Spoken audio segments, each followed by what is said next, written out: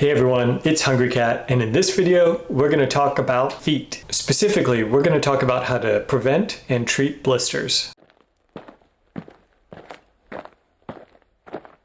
Now, blisters are something I've always struggled with, both in running and hiking. I have very fair and relatively sensitive skin, and I have almost no space in between my toes. I have these crazy jammed up troll feet. So I've had a lot of issues with blisters in the past, and therefore a lot of experience trying different things both to prevent them and to treat them when I've gotten them. In some ways, I feel like this video is almost the culmination of my foot life purpose, because I've struggled so much with this issue in the past, and I finally feel like I'm at a place where I understand how to take the best care of my feet that I possibly can while on trail. So now I'm going to share that with you. In this video, we'll cover footwear and shoe inserts, socks and liners, preventing and mitigating blisters while on trail, how I tape hot spots and blisters, whether or not you should pop a blister, and finally some tips around calluses and keeping your feet trail ready. Okay, that's the lineup of what we're going to discuss. Just remember that while I speak from quite a bit of experience and this is what works for me, everyone's a little different, so take away from this what you will, but get to know your own body and make the decisions that best support you. Now let's get started.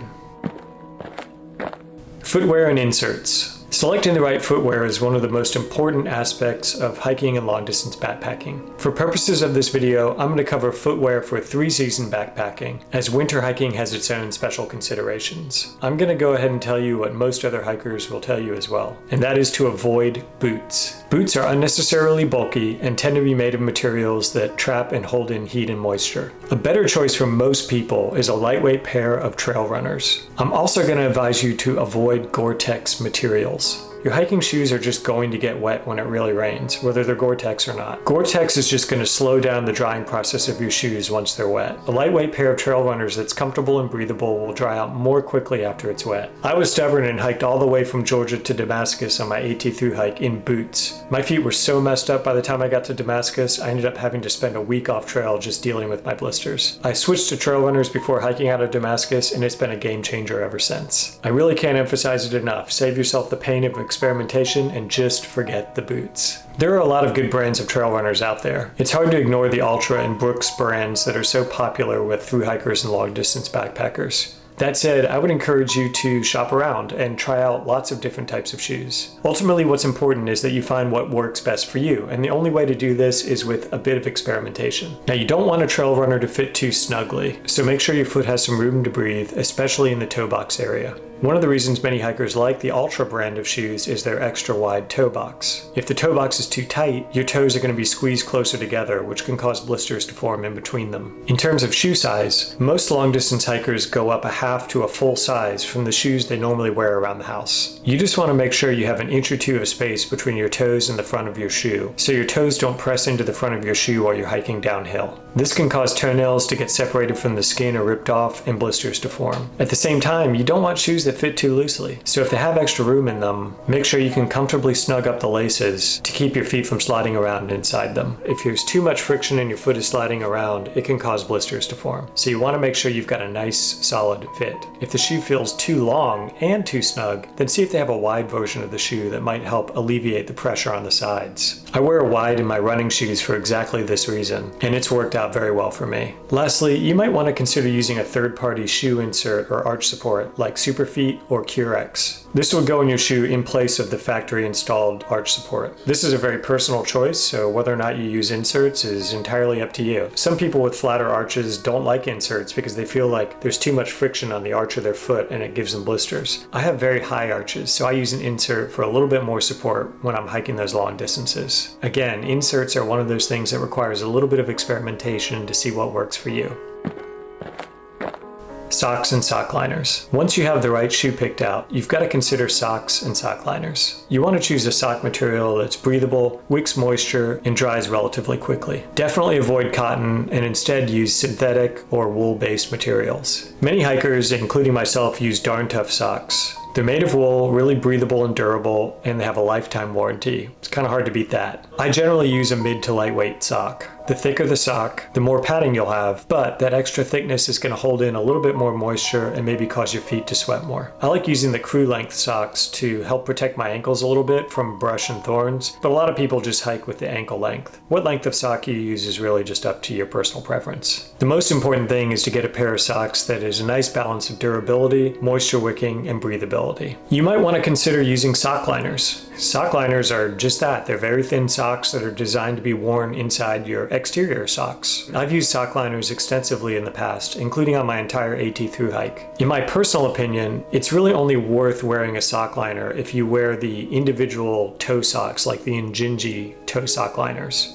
I personally don't really see much benefit to using sock liners otherwise unless I have an individual sleeve for each toe, but that's also partially because I have toes that are really close together. The principle behind sock liners is that they provide an abrasion layer between your socks and your feet that makes you less susceptible to blisters. Wearing Injinji sock liners definitely seemed to help me, but they came with a number of drawbacks that ultimately made me stop using them. The first was that it got to be a real pain to take them off and on each day, especially when the sock liners got dirty. I had to shove each individual toe into its pocket, and I just kind of got fed up with doing that. I didn't like having to carry them in addition to my socks, and I also found that because they were thin by design, I wore holes in them very easily. They didn't have any kind of lifetime warranty, so I was constantly having to replace my sock liners. I just really didn't like that. If you like the idea of the separate toe compartments provided by the Injinji sock liners, you could consider just hiking in Injinji toe socks. I sometimes run in these because my toes are so close together that it helps a little bit. That said, I don't hike in them because I don't like taking them off and on every day, and I find that I wear through them much too quickly. Right now I like the simplicity, durability, and comfort of darn tough socks on their own, and that's what's working for me.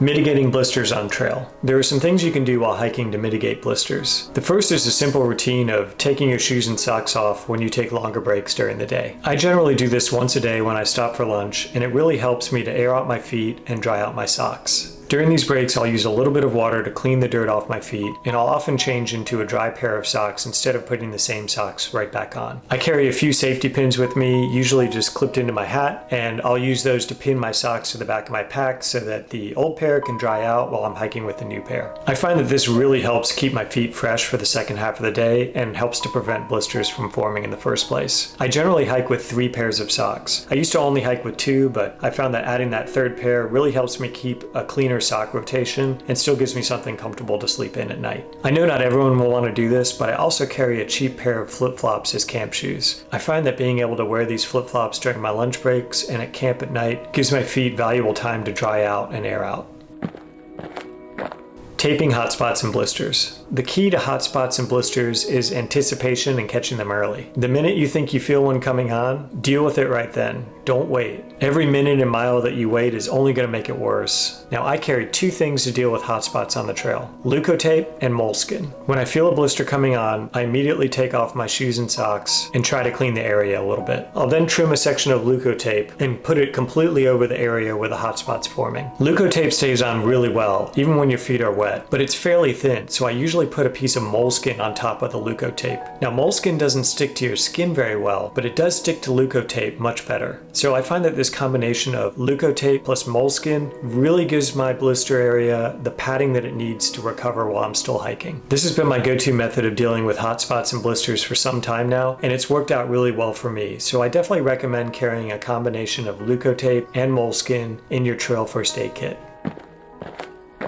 Should you pop blisters? Ultimately, popping a blister is a very personal choice, and you should do whatever works best for you. But I've tried just about everything, and I will say that at this point, with the experience I have, I don't believe that it's a good idea to pop a blister unless you really have to. I personally heal much better and faster if I just tape it up and try and leave it alone. This also kind of makes biological sense. A blister forms so that it can protect an area that's been irritated and allow new skin to form. It's like a natural protective barrier that your body creates. So to me, it just makes sense to leave it alone and let the body do what it needs to do. Blisters have taken me off trail for weeks in the past, usually because I pop them in an effort to try and get them to heal faster. Obviously, that hasn't worked out too well for me, so now the only time I'll ever consider popping a blister is if for some reason I just can't get it to fit back into my shoe. Otherwise, I'm going to tape it and leave it every time. So for me, popping is out.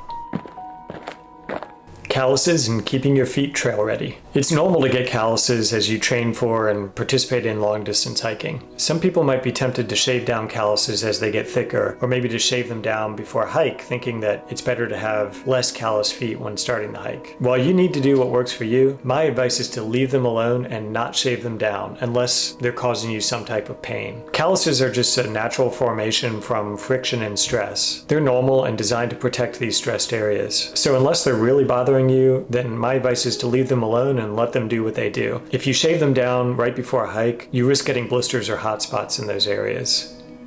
Well, that wraps up this video on feet and preventing blisters, and I hope the information and experience that I provided today helps you formulate the best strategy for you to keep your own feet healthy while hiking out on the trail. If you found any value in this video, please do hit that like button, subscribe to my channel if you haven't already, and share it with your friends or on social media. Thanks as always for watching, keep those feet healthy, and I will see you in the next video.